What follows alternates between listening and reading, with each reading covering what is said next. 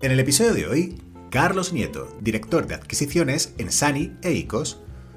No hablamos solo de hoteles, hablamos de control, de por qué algunas compañías pueden crecer con contratos y otras necesitan tocar el activo, rehacerlo, corregirlo y protegerlo.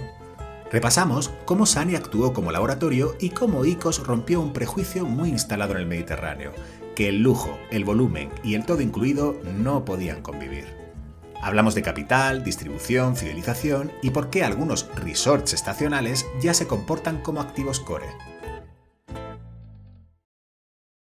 Este podcast es posible gracias a eMascaró, una compañía para la que cada uno de sus proyectos es un viaje a Ítaca, un camino lleno de aprendizajes, transformación e innovación. Y como creadores de proyectos digitales que son, apoyan el emprendimiento y la transformación, porque el camino, el viaje, es más importante que la meta en sí.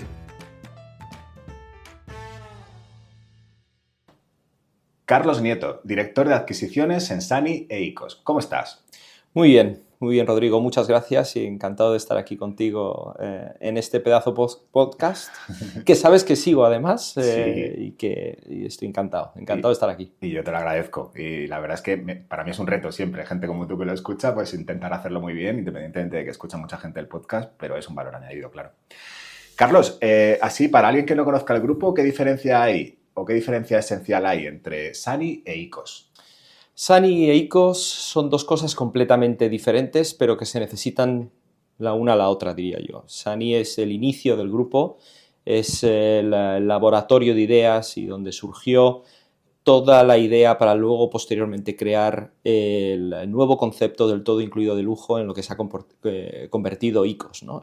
Sany es un resort que tiene 5 hoteles de grandísimo lujo, que no es todo incluido y que surge hace más de 40 años con la familia Andreadis como propietarios de un suelo que deciden desarrollar con el fin de poder pues rentabilizar unos terrenos que tenían en una zona espectacular con más de 7 kilómetros de playa, de agua cristalina.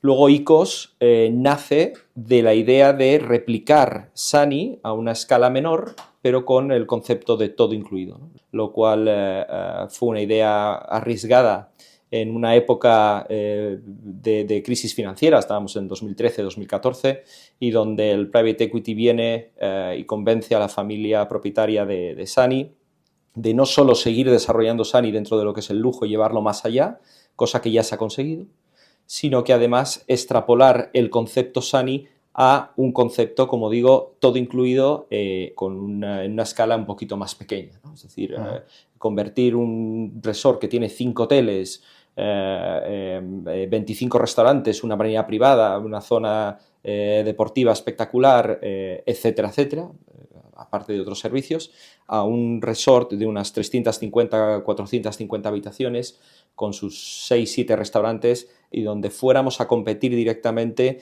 con los grandes resorts de lujo todo incluido que en este momento o en ese momento en el Mediterráneo, en Europa, pues no existían. Carlos, ¿qué has aprendido con estas marcas que no se aprende en un Excel? Buah. Yo me incorporé en el grupo cuando entonces se llamaba ICOS Iberia en el año 2018 y te puedo decir que esta aventura que ya dura 8 años ha sido para mí el mejor máster que me he podido apuntar en mi vida, ¿no? Porque ha roto completamente con todas las ideas y todos los conceptos que yo traía, ¿no? Yo venía de la consultoría hotelera y tenía mucha confianza en mí mismo en cuanto a lo que yo entendía cuál era la hotelería que funcionaba, la que no funcionaba, cómo funcionaba. Y Sany ICOS ha conseguido abrirme la mente hasta un punto en el que hoy en día entiendo la hotelería de una forma completamente diferente, ¿no? Y te pongo un ejemplo. Nadie daba un duro por el hecho de que tú pudieras abrir un todo incluido en el Mediterráneo, en España, en Grecia, en la costa, pero en Estepona, por ejemplo, ¿no? Abrir un todo incluido de 5 estrellas, nadie daba un duro porque eso fuera a funcionar, ¿no? Ya no te digo que vaya a ser lo rentable que está siendo y que luego también hablaremos de esto, pero realmente para mí me ha enseñado absolutamente todo, me ha abierto la cabeza y me ha hecho, sobre todo, reconsiderar todo lo que venía o lo que creía que había aprendido en el sector hotelero, ¿no? Hablabas antes de la propiedad. ¿Me cuentas un poco cómo es la estructura de capital? Bueno, todo esto empezó, como digo, con la familia Andreadis como propietaria de un suelo que desarrolla para desarrollar lo que al final se ha convertido en un destino, como digo, que es Sunny. En el año 2014 entra el Private Equity y Oaktree y Goldman Sachs le compran, se asocian, digamos, con la familia Andreadis, comprando la mayoría de la propiedad de lo que era Sunny en su día, con la idea de iniciar la aventura de ICOS, ¿no? Y esto es hasta el 2022, cuando Oaktree y Goldman Sachs, además de otros pequeños family offices basados en Francia, pues deciden vender su negocio a GIC. De esta forma, ahora mismo, GIC, el Fondo Soberano de Singapur, es el propietario mayoritario, en torno al 93-95% de la compañía, mientras que los dos fundadores originales, uno de la familia Andreadis y otro que venía de Oaktree, que se sumó al equity del grupo en el año 2014, más algunos directivos, pues mantenemos un porcentaje muy residual de la compañía, ¿no? Por lo tanto, podríamos decir que hoy en día Sunny ICOS Group es propiedad de GIC en una amplia mayoría. En una amplia mayoría, muy bien. Carlos, me gustaría entender un poco cómo es tu día a día. Es decir, tú eres el responsable de adquisiciones, me gustaría saber en qué haces tú. O sea, encuentras un activo, te presentan un activo, a quién lo presentas, cómo lo tramitáis, lo haces en España, lo haces internacional. O sea, cuéntame un poco esto. Es una buena pregunta, porque cada vez que le explico a algún amigo, a alguien conocido a lo que me dedico, dicen, joder, tío, pues joder, qué pedazo de trabajo tienes, ¿no? Estás viajando todos los días a lugares de playa, a conocer hoteles de puta madre y a disfrutar, ¿no? De los destinos turísticos. Claro. Bueno, no es todo oro lo que reluce, ¿no? Al final, mi trabajo consiste, para empezar, en intentar identificar operaciones que son muy escasas en el sur de Europa a día de hoy, ¿no? Sobre todo en España y Portugal, que es donde yo me he enfocado durante los últimos 7 años a intentar crecer. Nosotros buscamos una tipología de producto muy específica que tiene que estar en primera línea de playa, que tiene que tener al menos entre 100 y 150.000 metros cuadrados de terreno, unos 35.000 metros cuadrados de área edificable o edificada, ¿no? Porque podemos comprar un suelo para desarrollar o un hotel a rehabilitar, y eso lo que hicimos en un primer momento, hace 7 años, fue un trabajo de chinos, que si hubiese existido la inteligencia artificial en aquel momento hubiera sido de una gran ayuda, que es ir sobre Google Earth o Google Maps, hectárea por hectárea de terreno de toda la costa española y el Algarve portugués, buscando activos existentes o potenciales parcelas que tuvieran la extensión y características de lo que nosotros buscábamos en primeras líneas de playa, en los destinos más consolidados dentro del lujo, y no necesariamente porque ya estén triunfando hoteles de 5 estrellas, sino porque entendamos que puede tener algún tipo de atractivo el volar ahí para nuestro cliente, ¿no? Este ejercicio nos hizo darnos cuenta de que habían 35 activos en España y Portugal, 35, de los cuales más de la mitad formaban parte de otros fondos de inversión, private equity, value added, y que no estaban en posición de venta o que tenían una marca ya gestionando ese activo, y a lo mejor podía haber un 20% dentro de este listado de activos que habíamos detectado que podrían ser, tal vez, pero no estaban en el mercado, objeto de venta, ¿no? Entonces, mi labor fue la puerta fría, ¿no? Contactar con cada uno de ellos e intentar convencerles de que podía ser una buena opción o el vendernos el 100% o el asociarse con nosotros, permitiéndonos tener una mayoría del activo que nos permitiera tomar todas las decisiones y construir, asumiendo un riesgo importante, un resort que nos iba a costar en torno a 120-150 millones de euros de CAPEX para poder hacer algo que nadie había hecho antes, ¿no? 120, 150 millones de CAPEX, que por habitación más o menos, para este imaginario que me estás planteando. Entre inversión y desarrollo, 500.000 euros. 500.000 por habitación. 550.000, sí. Qué trabajo más chulo tienes, ¿eh? Entonces, cuando has hecho esta puerta fría y la cosa avanza, el siguiente paso que es, tienes que tratarlo ya con tus inversores propios, con los internos y con GIC, ¿o cómo es esto? Sí, a partir de una vez que yo tengo cada semana una reunión, un comité de inversión que llamo, con los socios principales de la cadena. Qué chulo tienes, donde tengo que ir justificando los avances en las diferentes negociaciones y ellos me van guiando también a mí en función de, oye, cuál es el interés real de un activo o de otro, ¿no? A partir de ahí es negociación, negociación, negociación, donde gran parte de la negociación es interna, porque muchas veces pues tengo que tratar con miedos y con incertidumbres, ¿no? que cada operación pueda tener.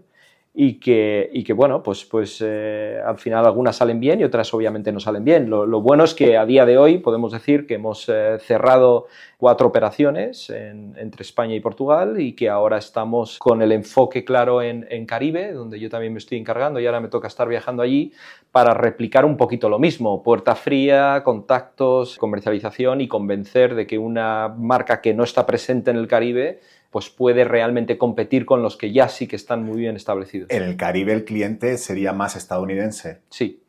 ¿Allí a nivel de competencia tenéis una competencia añadida? Sí, 100%. ¿Qué serían? Hay muchas marcas, ¿no? Nadie hace exactamente lo que hacemos nosotros aquí, pero es verdad que nosotros también nos vamos a tener que adaptar a la idiosincrasia de lo que significa gestionar un hotel en el Caribe donde, hombre, ya no es tan seguro salir del resort en ciertos destinos. Claro. O no te vas a arriesgar a que tu cliente a lo mejor coma en un restaurante que tú no vas a controlar al 100% por si se pudiera intoxicar o le podría, no sé, por cualquier motivo, ¿no? Entonces, esto será todo adaptable, pero marcas como Hyatt Ziva y Silara son marcas que están gestionando muy bien sus activos con precios medios también muy altos dentro de lo que consideran ellos un todo incluido de lujo. Paradisus allí de Meliá tiene hoteles interesantes, pero ya no solo hoteles de marcas grandes, sino también hay resorts todo incluido de lujo individuales que están haciendo un trabajo muy, muy bueno, ¿no? Recientemente he estado visitando un hotel en México, en Playa Mujeres, el Hotel Atelier, donde han hecho una inversión brutal. Y que hacen algo también espectacular. Entonces, para empezar a entenderlo muy bien, me gustaría saber, ICOS, ¿cuántos hoteles tenéis a día de hoy y qué objetivos de crecimiento? ¿Qué pipeline? Bueno, ICOS tiene, el grupo tiene 12 activos en total, 5 son de Sani, como digo, el resto de ICOS, 7 abiertos y la semana que viene hacemos la preapertura de nuestro nuevo resort en Creta, ICOS Key Samos, por lo tanto tenemos 8 activos de ICOS abiertos entre Grecia y España, más otros 4 activos, 3 activos, si no contamos el de Creta, que están en desarrollo, uno en Marbella, otro en Algarve y otro en Halkidiki, en Grecia, muy cerca de Sani, donde pretendemos abrir nuestro primer Grand ICOS, que es un ICOS que va a tener cerca de 750 habitaciones y que va a ser, es el conjunto de 2 hoteles que adquirimos el año pasado a Goldman Sachs. ¿Se puede hacer ultralujo con 750 habitaciones? Es una gran pregunta y tendremos que verificarlo cuando esté abierto en el año 2030. Habrá que confirmarlo. 2030 sí, o 2029. De hecho, fíjate que hay como 2 conceptos, 2 mantras, ¿no? que hacen que la propuesta que vosotros hacéis sea un poco paradigmática, ¿no? Hay cómo se combina el todo incluido y el lujo, cómo se combina el volumen y el lujo. Claro, esto es interesante, ¿no? Y me gustaría saber qué significa lujo a precio fijo.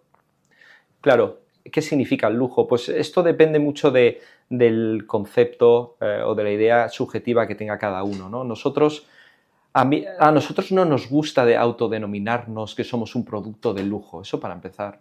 Somos un producto que intenta aportar un concepto de excelencia en cuanto al servicio se refiere y adelantarnos a las necesidades de nuestro cliente antes de que incluso las tenga, con el fin de que pase unos días inolvidables en nuestro resort y eso le ayude o le empuje a volver y a fidelizarse con nuestro grupo. Tenemos unos estándares de calidad bastante altos para lo que es un producto vacacional, pero hasta qué punto, dónde radica, dónde está la línea que traspasas para ser considerado como lujo es algo que yo creo que nadie te puede realmente contestar, ¿no? Entonces, nosotros nos gusta ser prudentes en cuanto a ese término se refiere, por lo tanto no nos autodenominamos lujo, aunque estamos dentro de una categoría que se denomina el lujo todo incluido, ¿no? Pero sí que estamos muy enfocados mirándonos única y exclusivamente a nosotros mismos, a cómo hacemos las cosas y cómo nos percibe el cliente, que es lo más importante, más allá de cómo nos percibe el sector. Me gustaría que me contaras un poco cuál es vuestro modelo, en el sentido de que el cliente paga un precio fijo, es un todo incluido, pero claro, tiene un alojamiento, tiene una serie de servicios de restauración y tiene más cosas. Cuéntame un poco cómo es esto. Sí, el modelo es muy novedoso. Nosotros venimos a exportar un concepto que hemos ido ideando a lo largo de todos estos años, donde el cliente fundamentalmente viene con el objetivo de pasar unas vacaciones reales donde no tenga que sacar la cartera para nada porque ha controlado previamente cuál es el coste de sus vacaciones con su familia. Y eso es muy valorado por un determinado cliente que viene con su familia y lo que quiere es verdaderamente descansar. Has incidido varias veces y me parece muy interesante porque imagino que tendrás gran experiencia en esto, en lo importante que es el tener ya el precio cerrado inicialmente, ¿no? Sí. O sea, el cliente, vosotros notáis que eso lo valora, ¿no? Es decir, ya tengo seguro cuánto me van a costar esas vacaciones. Sí, muy a diferencia de lo que la gente puede pensar, nuestro cliente no tiene necesariamente un gran poder adquisitivo. Nuestro cliente prioritario, que es el británico, que representa casi un 70% de nuestros clientes a día de hoy, viaja en Ryanair o en EasyJet, aterriza en Málaga o en Mallorca o en Corfú y viene con la intención de saber que tiene un presupuesto para sus vacaciones de esa semana. Y luego repetirá a lo mejor a lo largo del año en otro resort de ICOS otra semana sabiendo que ha ahorrado ese dinero para esas otras vacaciones. Y es verdad que en el Reino Unido los sueldos son más elevados que en España o en Grecia, ¿no? Y por lo tanto pueden permitirse pagar un poquito más que la clase media a lo mejor española, ¿no? Pero no necesariamente son personas de altísimo poder adquisitivo, sobre todo en nuestra tipología de habitaciones, digamos, normal. La más premium ya sí que viene gente de mayor alto poder adquisitivo. Claro, porque en realidad es más una cuestión, por ejemplo, de ahorro, ¿no? De decir, claro, oye, pues yo me organizo mis vacaciones y sé que me van a costar esto y ya está. ¿Y qué índice de fidelización, de repetición tenéis? Pues ahí estamos trabajando enormemente en poder conocer un dato exacto porque estamos en plena reestructuración y crecimiento y por lo tanto estamos creando departamentos especializados que nos van a dar este tipo de intelligence, ¿no? Dentro de la empresa, pero se estima que es en torno a un 35-40% de nuestros huéspedes a día de hoy ya se han hospedado en un ICOS anteriormente, lo cual creemos que es muy buen ratio. Sí.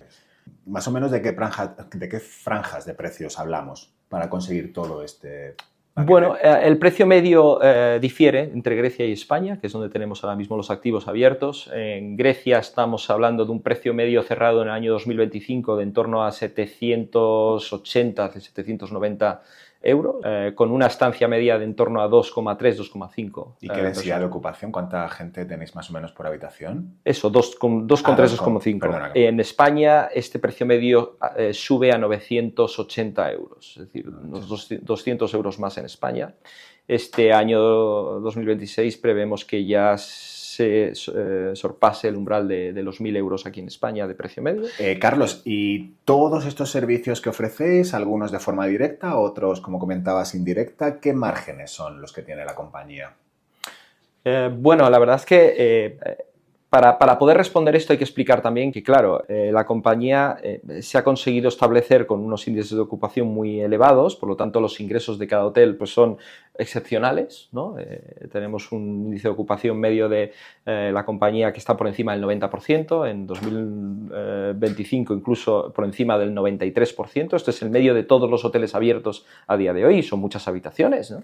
Y esto permite que el hotel tenga un nivel de ingresos que posiblemente sea superior al de cualquier otro que puedas comparar con similares características, y esto nos ayuda a también poder tener aunque sea de forma muy controlada, también los gastos operativos de cada hotel, ¿no? Entonces, al final el margen de EBITDA pues estará en torno entre el 35 y el 40%, dependiendo del activo, de su ubicación y de las características, ¿no?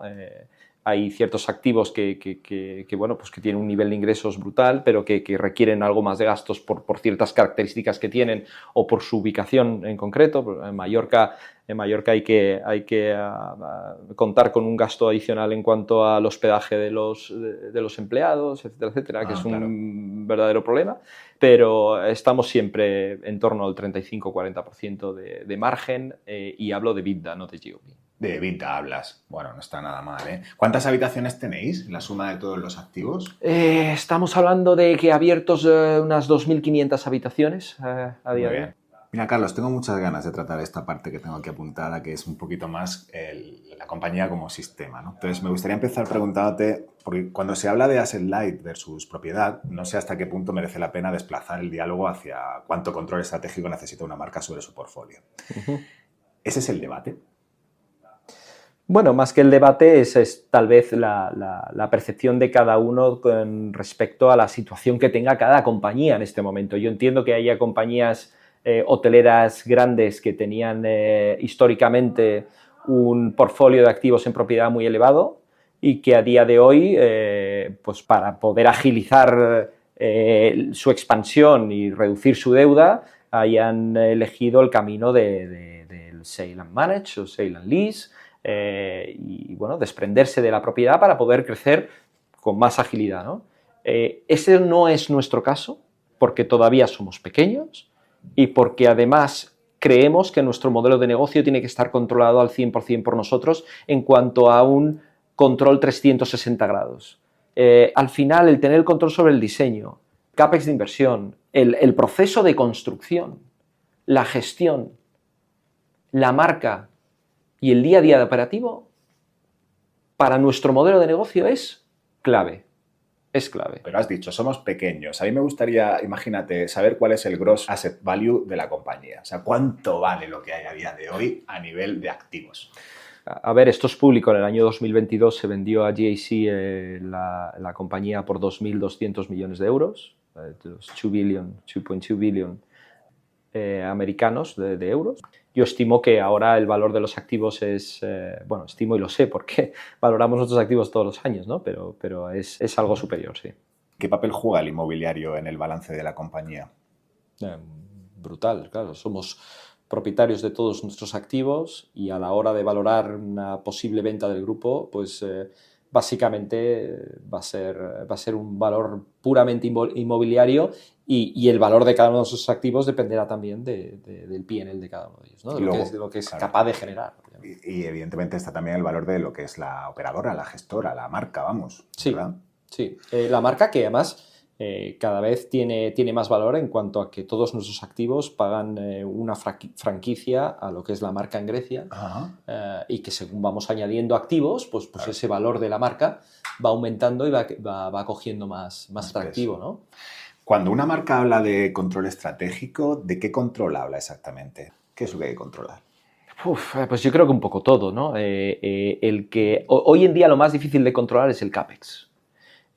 Los costes de construcción es un gran fondo en el que tú estás verdaderamente haciendo un bet, estás estimando una cantidad donde desgraciadamente las variaciones de los últimos años no te permite dar en el clavo, y tener desviaciones importantes que obviamente tienen un componente muy importante dentro de lo que es la rentabilidad en la inversión. Nosotros realmente tenemos un equipo técnico interior con más de 30 personas trabajando en el project management de nuestros activos y un equipo de diseño también interior o interno que realmente nos ayuda a intentar estimar estos costes al máximo posible, y ahora sí, yo creo que nadie es capaz de hacerlo, porque si no te viene una guerra, te viene una inflación brutal, y si no tal. Entonces, yo creo que es el principal punto donde los inversores inmobiliarios no estamos siendo capaces a día de hoy de controlar, y es muy importante. todo el discurso y toda la situación actual con esta tendencia hacia el asset light, ¿crees que puede ser conflictivo en el momento de crisis o en un momento de crisis? Hombre, es que estamos hablando de empresas, la mayor parte de empresas que están enfocadas al asset light tienen un tamaño muy importante y es verdad que la crisis que afecta a un territorio particular, pues a lo mejor se palia con los buenos resultados de otras zonas del mundo, ¿no? Yo creo que verdaderamente para una empresa grande que quiera tener cierta estabilidad, creo que tener un portfolio donde combines la propiedad y la gestión podría ser lo más atractivo, ¿no? Desde el punto de vista de riesgo se refiere, pero ya te digo, en nuestro caso a día de hoy mantener los activos es fundamental y mantenerlos en el mayor valor posible pues también, ¿no? Y ahí estamos respaldados en cuanto a una crisis se refiere. Ajá. Y dices combinar, entiendo que el asset light para escalar y el asset heavy selectivo para anclar marca, para anclar, ¿no? sí, con activos, con core assets, sí. con los principales. Entre comillas, más trophy. Más trophy assets, sí, que te permitan poder mantener un valor suelo de la compañía en cuanto, oye, claro. Porque esos activos, incluso en momentos de crisis, son capaces de responder. De responder, claro. Entonces, en momentos de crisis, cuando el ciclo se gira, ¿quién sufre más? ¿El propietario, el operador o la marca? Yo creo que depende de qué tipología de propietario, con qué tipología de contrato, ¿no? Pero si realmente tú eres propietario y gestor, ambas van de la mano. Si no eres propietario y gestor y tienes un contrato de alquiler, pues bueno, pues tendrás que renegociar seguramente tu contrato de alquiler con el operador, pero ahí ya estás dividiendo el riesgo, ¿no? Sí.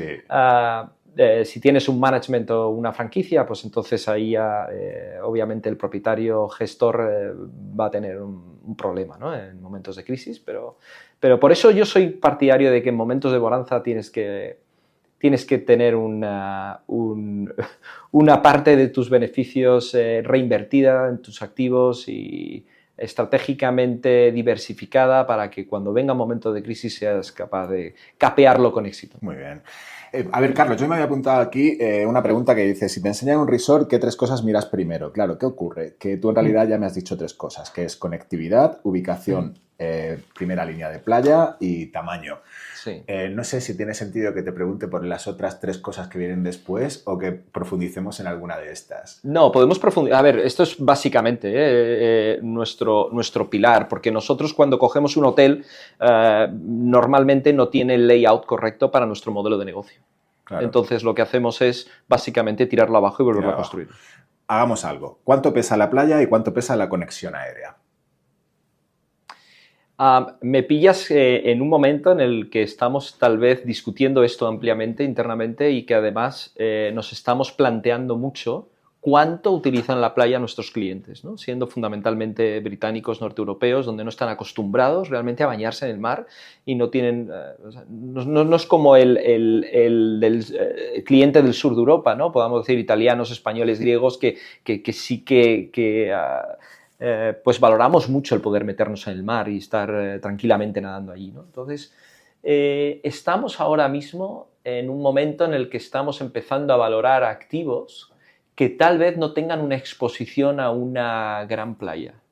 Icos Andalusia es un hotel que nosotros abrimos con una fachada a playa de más de 450 metros, maravillosa, pero que no es una gran playa, es una playa que tiene mucha piedra, es una playa que históricamente nunca ha sido visitada por la gente local y es una playa en la que es complicado a lo mejor meterse en el mar en ciertas zonas porque no nos han permitido desgraciadamente las instituciones poder hacer una playa en condiciones. Y aún así es uno de los hoteles que mayor precio medio y mayor ocupación tiene de la compañía y los más valorados dentro de nuestros clientes, ¿no?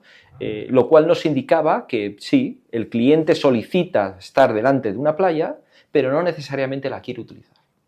¿Vale? Es decir, ver el mar, sentir el mar, pero no necesariamente bañarse en el mar. Pero sigues manteniéndote apalancado un poco en el mar. Quiero decir, mi siguiente pregunta podría ser, y a lo mejor aquí la conectividad sería un gran hándicap, turismo de interior, por ejemplo. No sabemos. Yo creo que hay un expertise completamente diferente. Nosotros nos consideramos un producto puramente vacacional. Tenemos que tener el mar delante y la conectividad es muy importante. Muy bien. A ver si estás de acuerdo con esta afirmación. No todos los resorts de lujo sirven para construir una marca. Es verdad, es verdad. Hay resorts muy bien establecidos en ciertos destinos que crean el destino y que tal vez si lo cogiera una marca y pusiera su modelo de negocio, no necesariamente tendría que triunfar o ir mejor. Y esto se demuestra en numerosos resorts en diferentes ubicaciones que realmente he podido visitar y hospedarme y me lo han podido explicar y realmente logran tener un ADN propio que si realmente lo cambiaras, creo que acabarías con la magia de ese resort. Entonces, yo creo que las marcas aportan mucho, pero no necesariamente en todos los resorts y en todos los destinos. Carlos, la compañía busca una distribución especializada, una relación con aerolíneas, agencias locales, conocimiento del cliente y también construcción de destino. ¿Es esto lo que sostiene el modelo? Sí, sin duda. Nosotros, como te digo, el inicio y el origen de nuestro grupo radica en el desarrollo de Sunny en Halkidiki, que era un destino donde no llegaban turistas. Había un camping con gente local. Bueno, lo primero que hizo el fundador, que te he escuchado en alguna ocasión, es ir a hablar con aerolíneas, creo, Efectivamente. ¿no? Entonces, para poder desarrollar eso y poner su primer hotel, que allí lo primero que hubo fue un hotel de 3 estrellas, pues fue asociarse con British Airways, con el fin de poder atraer al cliente británico, que era el único que se asomaba por allí intentando descubrir un nuevo destino, ¿no? Hoy en día British Airways se ha convertido en uno de nuestros turoperadores más importantes. En una compañía en la que la turoperación pesa en torno a un 35-40%, muy diversificada, pero donde los acuerdos estratégicos con ciertas aerolíneas son fundamentales. Y de hecho somos capaces, o sea, British Airways es capaz de vender el vuelo y el hotel en paquete, lo cual agradecen muchas familias británicas a la hora de elegir destino y de elegir hotel. Muy bien. Y luego te quería preguntar también, ¿de estancias que son 5 o 6 días? O... Sí, tenemos 5 noches obligatorias. Mínimo. Sí, mínimo de 5 noches. Esto es básicamente por estructura de costes y vivir la experiencia como se debe vivir en Únicos, 5 noches. Esto también ahora estamos planteando la posibilidad de poder permitir para poder maximizar el top line, y esto es uno de los temas que teníamos enlazando con la pregunta anterior, para poder tener mayor revenue de aquellas noches que se quedan un poco entre 2 paquetes de 5 noches, a lo mejor se quedan 2 noches de una habitación vacías, ¿no? Y entonces, ¿cómo aprovechar eso, ¿no? Con gente que a lo mejor se traslade desde un punto más cercano y que no le importe poder pues, visitarnos 2 noches y vivir la experiencia de una forma un poquito más controlada o menos extensa en el tiempo. Pero bueno, estamos en ello. Estamos viendo a ver cómo hacerlo. Muy bien. Antes hablabas de GIC, también comentabas que algunos de vuestros proyectos son propiamente de desarrollo. ¿Qué tipo de capital entiende mejor un resort de lujo? Bueno, el capital realmente... yo te diría que el family office es a lo mejor el que mejor entiende el lujo, o hasta la fecha mejor entendido el lujo desde el punto de vista sobre todo urbano, boutique, que se ha querido también meter mucho en el día a día, en el tener todo el detalle, porque son gente que tal vez está más en el día a día de lo que es la operativa del resort, ¿no? Una vez que ya te vas a un inversor que tiene unas características más tipo fondo, donde tiene que gestionar diferentes tipologías de activos o de negocios, entonces ya ahí atienden más a la rentabilidad que al día a día del lujo. Y siempre y cuando el lujo de la rentabilidad, pues estarán encantados de entrar ahí, ¿no? Y además también hay mucho apetito ahora por la tipología de activo core, donde estés muy bien ubicado, donde puedas dar tal, porque les da ese plus, ¿no? Dentro de su cartera de activos a la hora de la valoración de su cartera, ¿no? Yo creo que cada vez hay más apetito en el lujo y cada vez se explora con más facilidad, sobre todo en el vacacional. también cuando van marcas vinculadas a este tipo de producto. Quiero entender que eso Absolutamente. también es... Mira, voy a aprovechar porque me dejó para ti Miguel Casas una pregunta y que decía, oye, vosotros os habéis posicionado o sois líderes del un lujo en todo incluido en Europa actualmente. Me gustaría saber si podríais virar hacia el todo incluido en 4 estrellas, en Upper Scale, Upper Scale. Bueno, lo primero decir que Miguel es un buen amigo, llevamos 20 años batallando en este sector y me encanta que me haga esta pregunta. Yo creo que ICOS no sabría gestionar de forma eficiente un hotel de 4 estrellas porque nos hemos acostumbrado y lo único que hemos aprendido es ir a la excelencia absoluta en cuanto al servicio se refiere y cada vez vamos más orientados a la mejora de ese producto para que sea pues la mejor experiencia en todos los sentidos, ¿no? Desde el punto de vista del activo, desde el punto de vista de lo que es la gestión del mismo. Lo que sí que estamos viendo, es decir, a día de hoy no veo a únicos en el upscale o un 4 estrellas, ¿no? Lo que sí que estamos eternamente discutiendo, y yo soy un principal impulsor de esto dentro de la compañía, es por qué no hacer un producto más pequeño. Es decir, que no necesariamente tenga 400 habitaciones ni 35.000 metros cuadrados de área constructiva, sino algo más pequeño, con menos oferta de F&B, porque no lo vas a necesitar, y tal vez orientado a solo adultos, lo cual te quitas también toda la zona de niños, de entretenimiento para niños y tal, que te está ocupando también un espacio muy importante en el resort, pero viviendo una experiencia de servicio excepcional en zonas únicas, ¿no? Tal vez 150, 200 habitaciones. Sé que esto es grande para muchos, pero pequeño para nosotros. Y que por ahí yo creo que podríamos tener activos excepcionalmente rentables y sobre todo tener la posibilidad de poder adquirir más activos dentro de los límites que nosotros nos ponemos a nivel expansivo. Imagino que también esto es consecuencia de tu propia experiencia. Imagino que habrás visto oportunidades en este sentido, más formato, un value add, reposicionamiento en este sentido, ¿verdad? Sí, sí, sí. Hablabas del family office y has mencionado segmento urbano, que es como mucho más obvio, ese segmento urbano, family office, imagino que también por un componente inmobiliario. Entonces me gustaría saber si seguimos, o según tu visión, si seguimos en un mercado de value add o algunos resorts ya cotizan más core. Vale, yo creo que todavía hay camino para el value add. Te diría que hay un porcentaje muy amplio todavía de activos que requieren o que tienen recorrido para ser optimizados desde el punto de vista del activo y de la experiencia en sí, de lo que es la operativa del hotel. Otra cosa es que seamos capaces de convencer a sus propietarios de que nos los vendan o de que nos permitan entrar para poder hacer ese value add, porque son hoteles que, aunque están muy cansados por su ubicación estratégica, pues siguen dando su rentabilidad y están contentos con su patrimonio, ¿no? Pero esto es cuestión de tiempo. Es verdad que está habiendo ahora un cambio generacional muy importante en el sector hotelero, con muchos activos que están permitiendo poder enfocar la entrada de diferentes marcas y ese value add en muchos activos que poco a poco se van transformando. Todavía hay recorrido aquí, si bien es cierto que también se está entendiendo por parte de la inversión hotelera menos exigente en cuanto a rentabilidad se refiere, que tener un activo core bien ubicado, ya sea en el centro de una ciudad, en una ubicación estratégica o en una primera línea de playa de un destino vacacional, pues es también interesante porque nunca dejas de ganar valor a lo largo del tiempo, ¿no? Claro. Y esto es importante. ¿Y puede ser core un resort que sigue siendo estacional? Sí, sí.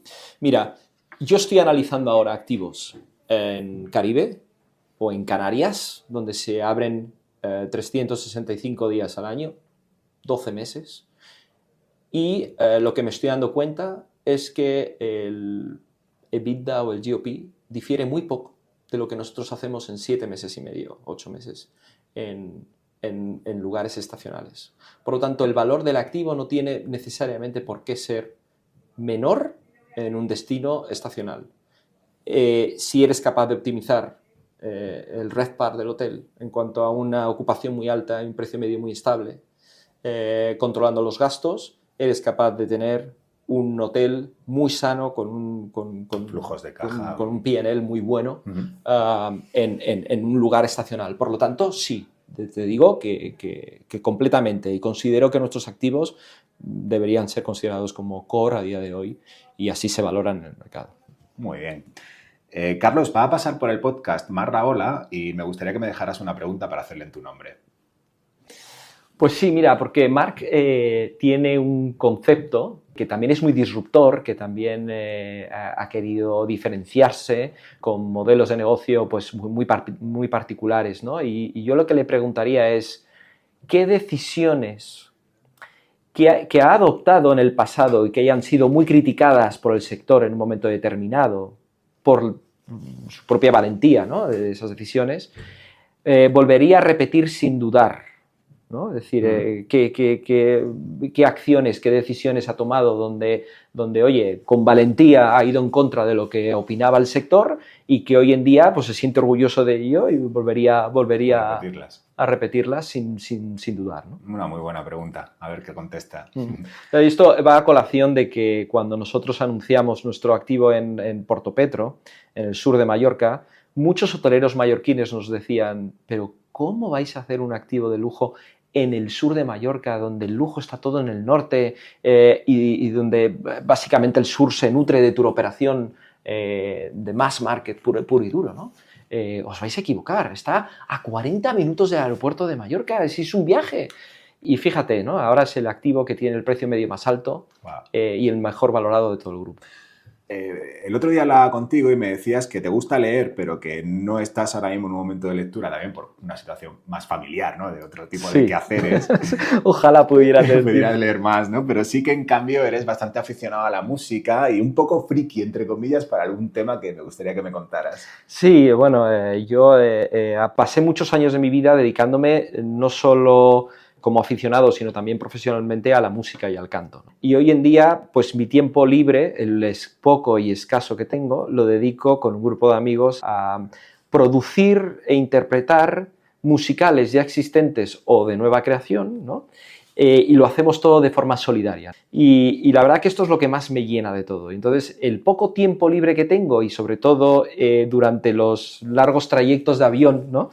Cuando viajo a Caribe y demás, pues lo dedico a pues poder producir un nuevo musical que espero poder estrenar pues dentro de unos meses, y puede ser estas navidades y si no las siguientes, porque es un musical navideño. Y ya te digo, me gustaría leer un poquito más, pero mi hija, que ahora mismo tiene 1 año y medio, pues no me lo permite, y yo encantado de dedicarle tiempo a mi hija, que es lo mejor que me ha pasado en este mundo. Muy bien. Esto que comentas de los musicales, perdóname, a ver si te he entendido bien. Aparte de producirlos y digamos, de alguna manera crearlos, ¿también interpretas? ¿También? Sí. Los interpretamos, y es lo mejor, o sea, por poder estar otra vez sobre las tablas y disfrutando de lo que realmente te gusta, aunque sea de forma no profesional, digamos, es lo mejor. Es el mejor sentimiento del mundo. Qué pena que este podcast no permita decirte, Carlos, canta algo, ¿sabes? Pero vaya, no me pongas en esta tesitura. Está bien. Oye, Carlos, ha sido un auténtico placer. Espero que te lo hayas pasado muy bien y te estoy muy agradecido por tu generosidad y por todo lo que has comentado. Y bueno, pues muchísimas gracias, Carlos. Al contrario, Rodrigo. Muchas gracias a ti, un placer, y cuando quieras. De esta charla con Carlos saco una idea clara. En Hospitality el valor no siempre está donde más se repite. A veces no está solo en la marca, tampoco solo en el activo. Está en la capacidad de alinear producto, distribución, CAPEX, operación y cliente bajo una misma lógica. Eso es lo que hace interesante el caso de Sany e ICOS. Sany como laboratorio, ICOS como un sistema escalable. Y entre medias, una tesis muy poco banal, que el problema no es ser asset light o no serlo, sino perder el control sobre aquello que hace reconocible tu promesa. En segmentos más sensibles como el lujo o lo experiencial, ese control quizá no sea una rigidez, quizá sea la ventaja competitiva.